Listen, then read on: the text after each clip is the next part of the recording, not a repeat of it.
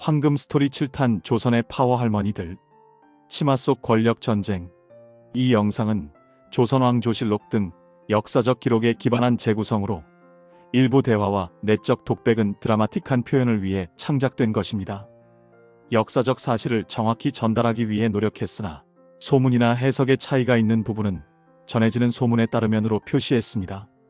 더 자세한 내용은 조선왕조실록이나 관련 사학서적을 참고해주세요. 프롤로그 수렴 청정. 그 달콤하고도 위험한 권력. 대왕 대비마마, 오늘도 정사를 보시렵니까? 그러. 왕이, 어린이, 내가 하지 않으면 누가 한단 말이냐? 1800년 창덕궁 대조전. 정순왕후가 발을 구르며 신하들을 꾸짖고 있었습니다. 조선왕조실록에 따르면 그녀는 15세 때 신랑 영조에게 시집와서 이제는 조선의 실권자가 된 할머니였습니다. 이 나이 차이는 당시 왕실의 정략결혼 관행을 반영합니다. 오늘은 여러분께 조선시대 파워 할머니들의 이야기를 들려드리겠습니다. 계모가 의붓 아들을 죽이고 할머니가 손자를 조종하며 왕보다 더 무서웠던 대비들의 치열한 권력 게임. 꽃할머니들의 화려하고도 처절한 인생 드라마 지금 시작합니다. 이 이야기들은 여성들이 남성 중심의 유교 사회에서 권력을 행사한 독특한 사례를 보여주며 수렴 청정 제도가 왕실 안정에 기여한 면도 있지만 외척 세력의 부패를 초래한 어두운 측면도 있습니다. 첫 번째, 정순왕후 51살 연하남과 결혼한 철의 여인. 15세 소녀 66세 왕을 만나다. 1759년 경복궁에서 왕비 간택이 한창이었습니다. 조선왕조실록에 따르면 영조는 왕비를 잃은 후 새로운 왕비를 선택해야 했고 이는 왕실 후계 안정을 위한 중요한 과정이었습니다. 이번 왕비는 김안구의 딸로 하겠다. 영조가 결정을 내렸습니다. 신부의 나이 15세, 신랑의 나이 66세, 무려 51살 차이였습니다. 이 결혼은 영조의 고령에도 불구하고 왕실의 안정과 후계를 위한 정략적 선택이었죠. 아버지, 제가 정말 그 늙은 아니 왕께 시집을 가야 합니까? 어린 정순왕후가 울먹였습니다. 왕비가 되는 것이다. 영광으로 알아라. 할아버지 남편과의 신혼생활. 왕비야, 이리 와서 내 옆에 앉거라. 영조는 어린 왕비를 손녀처럼 아꼈습니다. 실록에 따르면 영조는 그녀를 진심으로 총애하며 왕실 내에서 특별한 지위를 주었습니다. 네, 전하. 허허, 그렇게 무서워하지 마. 내가 잡아먹지는 않는다. 영조는 정순왕후를 진심으로 사랑했습니다. 하지만 정순왕후의 마음속에는 다른 생각이 있었을 것입니다. 이 내적 독백은 추측으로 실제 기록에 없는 부분입니다. 이 늙은이가 죽으면 내가 이 나라의 최고 어른이 되는 거잖아. 사도세자의 죽음, 그 뒤에 있던 여인. 1762년 이모화변이 일어났습니다. 이는 조선 역사상 가장 비극적인 왕실 사건 중 하나로 영조의 정신적 압박과 정치 세력 노론의 영향이 복합적으로 작용했다고 사학자들은 봅니다. 전하, 세자가 또 미쳐 날뛰고 있습니다. 그 미친놈을 뒤주에 가둬라. 영조가 명령했지만 옆에서 부추긴 사람이 있었다는 소문이 있습니다. 이 부분은 논란이 있으며 실록에서 정순왕후의 직접 개입 증거는 명확하지 않습니다. 전하, 세자는 역적입니다. 왕실의 안위를 위해서라도. 바로 정순왕후였습니다. 당시 18세였던 그녀는 이미 권력의 맛을 알고 있었습니다. 그러나 이는 일부 기록의 해석으로 그녀가 왕실 안정을 위해 행동했다는 긍정적 시각도 있습니다. 사도세자가 뒤주에서 죽어가는 8일 동안 정순왕후는 영조 곁을 떠나지 않았습니다. 전하, 마음을 굳게 드십시오. 이것이 왕실을 위한 길입니다. 정조와의 신경전. 1776년 영조가 죽고 정조가 즉위했습니다. 정조는 아버지를 죽음으로 몰고 간 정순왕후를 증오했습니다. 정조실록에 따르면 정조는 사도세자의 명예회복 등을 추진하며 그녀와 갈등했습니다. 할마마마, 이제 제가 왕이니 편히 쉬십시오. 쉬라고? 내가 제대로 할 수 있을 것 같으냐? 정순왕후는 32세, 정조는 24세였습니다. 두 사람의 신경전은 계속되었습니다. 이는 노론과 소론의 정치 투쟁과도 연결됩니다. 할마마마, 아버지의 명예를 회복시키겠습니다. 그래? 그럼 내 할아버지가 미쳤다는 말이냐? 정조는 이를 악물었지만 대놓고 대들 수는 없었습니다. 정조의 갑작스러운 죽음. 1800년 6월 정조가 갑자기 죽었습니다. 49세에 급사한 이 사건은 자연사로 보는 견해가 많지만 전해지는 소문에 따르면 독살 의혹이 있었습니다.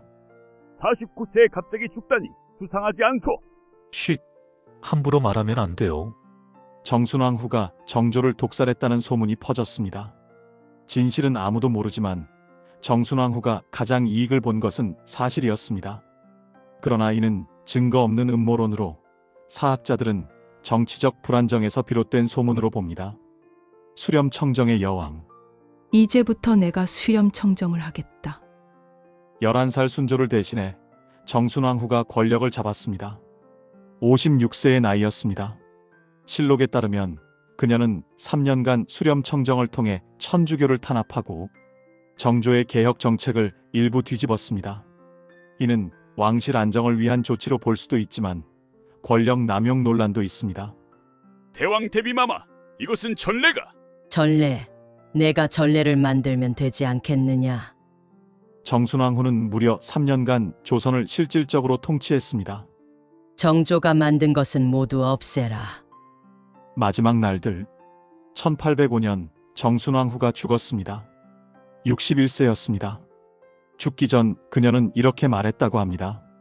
나는 조선의 여왕이었다. 51살 연하 남편과 결혼해서 조선의 실권자가 된 여인. 그녀의 삶은 권력의 화신이었습니다. 그러나 그녀의 수렴청정은 어린 왕을 보호한 긍정적 면도 있음을 잊지 말아야 합니다. 두 번째 명성황 후 조선 최후의 여장부. 16세 소녀 왕비가 되다. 1866년 민치록의 딸 민자영이 왕비로 간택되었습니다. 고종실록에 따르면 이는 왕실 후계 안정과 민씨 가문의 정치적 배경을 고려한 선택이었습니다. 아버지가 일찍 돌아가셔서 가난하게 자랐는데 제가 왕비라니요. 대왕 대비 조씨가 직접 간택했습니다. 얘야, 너는 똑똑하고 야무지구나. 우리 고종이 유약하니 내가 잘 보필해야 한다. 시아버지와의 전쟁. 하지만 진짜 권력자는 따로 있었습니다. 바로 흥선대원군. 그는 쇄국 정책을 펴며 강력한 영향력을 행사했습니다. 며느라, 궁중 일은 내가 알아서 할 테니 너는 가만히 있어라. 네, 아버님. 명성황 후는 조용히 기회를 기다렸습니다. 그녀의 정치적 감각은 조선 후기 개화 운동에서 중요한 역할을 했습니다. 3년 후 고종이 성년이 되자 명성황 후가 움직였습니다. 전하, 이제는 직접 정치를 하셔야 합니다. 하지만 아버지가 전하는 왕이십니다. 대원군은 그저 왕의 아버지일 뿐입니다. 며느리의 반격. 1873년 명성황 후는 정치적 공작을 통해 대원군을 실각시켰습니다. 이는 쿠데타라기보다는 왕의 친정 선언으로 민씨 세력을 강화한 결과였습니다. 대원군을 물러나게 하고 왕이 친정을 하시도록 하라. 감히 며느리가. 대원군은 분노했지만 이미 대세는 기울었습니다. 명성황 후는 민씨 일족을 요직에 앉히고 권력을 장악했습니다. 이는 세도 정치의 폐해를 초래했지만 그녀의 개화 정책 추진은 조선 근대화에 기여했습니다. 이제 조선은 내가 이끈다. 22세의 젊은 왕비가 조선의 실권자가 된 순간이었습니다. 서양 문물에 빠지다. 왕비마마, 이것이 서양의 거울이옵니다. 신기하구나. 명성황 후는 서양 문물에 푹 빠졌습니다. 그녀의 이러한 관심은 조선의 개항과 근대화 촉진에 긍정적 영향을 미쳤습니다. 커피를 즐겨 마심, 서양 화장품 수집, 사진 찍기를 좋아함, 조선 최초의 셀카 여왕이 아닐까요? 재미있는 상상입니다. 전기 설치. 왕비마마, 이런 사치가 너무 심하신 것 아닙니까? 나라를 발전시키려면 먼저 알아야 하지 않겠느냐? 그녀의 이러한 태도는 교육과 외교 개혁으로 이어졌습니다. 무당과 점쟁이. 하지만 명성황 후에게는 약점이 있었습니다. 미신을 너무 믿었다는 소문입니다. 진령군을 불러라. 진령군은 당시 가장 유명한 무당이었습니다. 왕비마마, 서쪽에서 큰 화가 올 것입니다. 그럼 어찌해야 하느냐? 굿을 크게 해야 합니다. 전해지는 소문에 따르면 명성황후는 나라 살림의 상당 부분을 굿하는 데 썼다고 합니다. 이는 정치적 목적의 비방이었을 수 있습니다. 실제로 재정 악화는 복합적 요인이라고 합니다. 비극적인 최후 1895년 10월 8일 새벽 을미사변 왕비는 어디 있느냐? 일본 낭인들이 경복궁에 난입했습니다. 이는 청일 전쟁 후 일본의 조선 간섭의 결과였습니다. 여기 있다! 명성황후는 끝까지 저항했지만 결국 살해당했습니다. 그 당시 44세였습니다. 시신은 불태워져 그 자리에서 사라졌습니다. 조선의 국무를 이렇게. 고종은 통곡했지만 아무것도 할 수 없었습니다. 그녀의 죽음은 조선의 주권 상실을 상징하며 현대사학에서 개화파 지도자로 재평가되었습니다. 세 번째 순원왕 후 60년 권력의 여왕 안동 김씨의 야망 1802년 김조순의 딸이 11살 순조의 왕비가 되었습니다. 순조실록에 따르면 이는 안동 김씨 가문의 정치적 상승을 위한 결혼이었습니다. 우리 딸이 왕비가 되었으니 이제 안동 김씨의 시대다. 아버지 김조순이 기뻐했습니다. 하지만 진짜 권력은 아직 정순왕후에게 있었습니다. 저 늙은이가 빨리 죽어야 하는데. 순원왕후는 조용히 기다렸습니다. 그녀의 인내는 세도 정치의 기반을 마련했습니다. 수렴청정의 달인 정순왕후가 죽자 순원왕후의 시대가 열렸습니다. 하지만 그녀에게도 시련이 있었습니다. 남편 순조가 일찍 죽은 것입니다. 이제 제가 왕입니다. 8살 헌종이 즉위했습니다. 그래, 하지만 내가 어린이 할머니가 도와줘야겠구나. 순원왕후의 첫 번째 수렴청정이 시작되었습니다. 이는 왕실 안정을 위한 제도였으나 안동 김씨의 장기 집권으로 이어졌습니다. 손자도 일찍 죽고 헌종도 23세에 후사 없이 죽었습니다. 또 왕이 죽었단 말이냐? 순원왕후는 왕실 족보를 뒤졌습니다. 강화도에 살고 있는 이원범을 데려오라. 훗날의 철종이었습니다. 철종은 실제로 강화도에서 농사짓는 평민 생활을 했습니다. 할머니, 저는 농사만 지을 줄 아는데요. 괜찮다, 할머니가 다 해줄게. 60년 권력 유지의 비결. 순원왕후는 무려 60년간 권력을 유지했습니다. 그 비결은 1. 안동 김씨 세력 구축. 우리 집안 사람만 믿을 수 있다. 주요 요직에 안동 김씨 배치. 2. 왕을 바보로 만들기. 왕은 그저 도장만 찍으면 돼. 철종에게 술과 여자만 제공했다는 소문. 3. 반대파 제거. 거슬리는 자는 모두 귀양 보내라. 수많은 옥사 일으킴. 이러한 방법은 조선 후기 쇠락을 가속화했지만 왕실 안정을 유지한 면도 있습니다. 1857년 순원왕후가 66세로 죽었습니다. 죽기 직전까지도 그녀는 이렇게 말했다고 합니다. 안동 김씨를 잘 부탁한다. 3대에 걸쳐 수렴청정을 하며 60년간 권력을 쥔 여인. 그녀야말로 조선 최고의 파워 할머니였습니다. 그러나 세도 정치는 조선의 부패를 심화시켰다는 비판이 큽니다. 네 번째 인목왕후 유폐된 왕후의 피해 복수. 서궁마마의 시작. 1602년 14세의 김씨가 선조의 계비가 되었습니다. 선조실록에 따르면 이는 왕실 후계 안정을 위한 선택이었으나 큰 나이 차이가 있었습니다. 아버지, 왕이 할아버지 뻘인데요.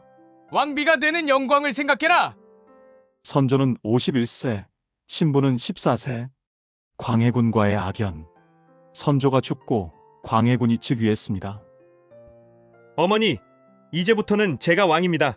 내가 왕, 서자 주제에. 인목왕후는 광해군을 인정하지 않았습니다.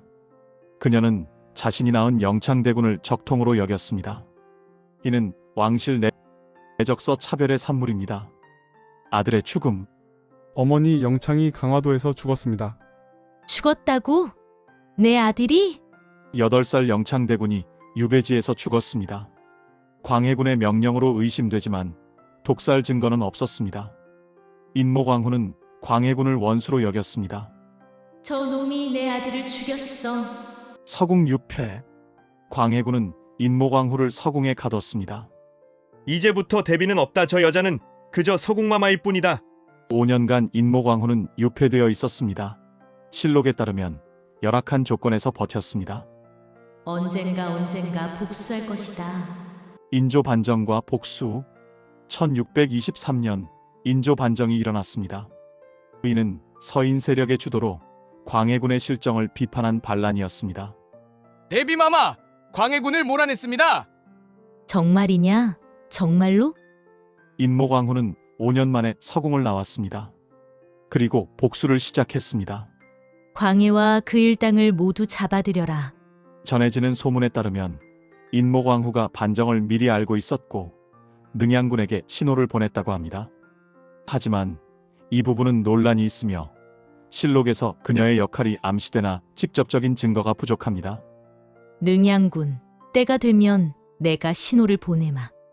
이는 그녀가 수동적 피해자가 아닌 능동적 역할을 한 해석으로 사학자 간 의견 차이가 있습니다.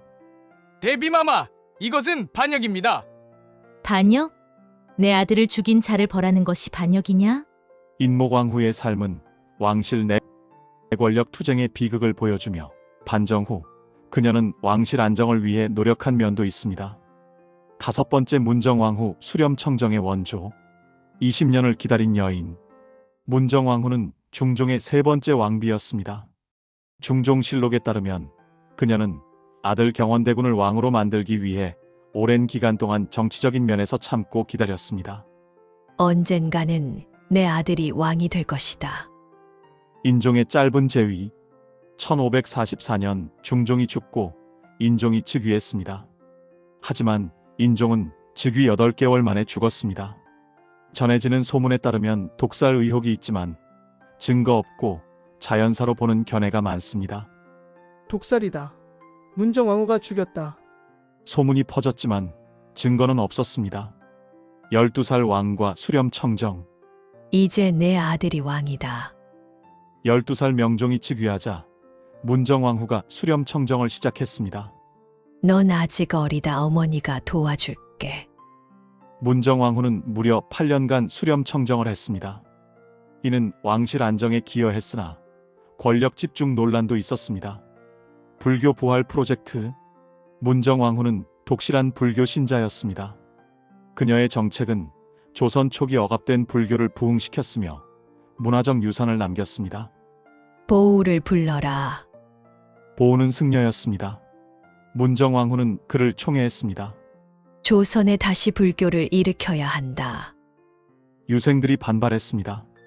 불교는 이단입니다. 닥쳐라. 내가 하는 일에 감히 반대하느냐? 그녀의 불교 정책은 유교 중심 사회에서 논란을 일으켰지만 종교 다양성을 보여준 면도 있습니다. 동생 윤원형과의 공조. 문정왕후의 동생 윤원형은 조선 최악의 간신으로 평가됩니다. 누님, 을사사화를 일으켜 반대파를 제거합시다. 좋다. 다 죽여라. 1545년 을사사화로 수많은 사림이 죽었습니다. 문정왕후와 윤원형 남매는 20년간 조선을 지배했습니다.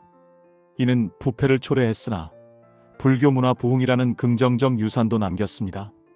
에필로그 치마 속의 권력자들. 그녀들은 왜 권력을 탐했나? 조선의 파워 할머니들.